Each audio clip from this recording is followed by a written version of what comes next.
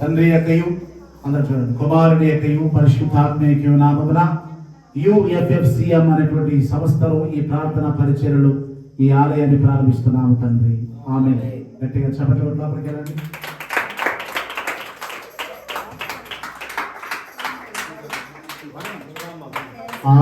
ప్రభు సన్నిధి మోకరించి ఆయన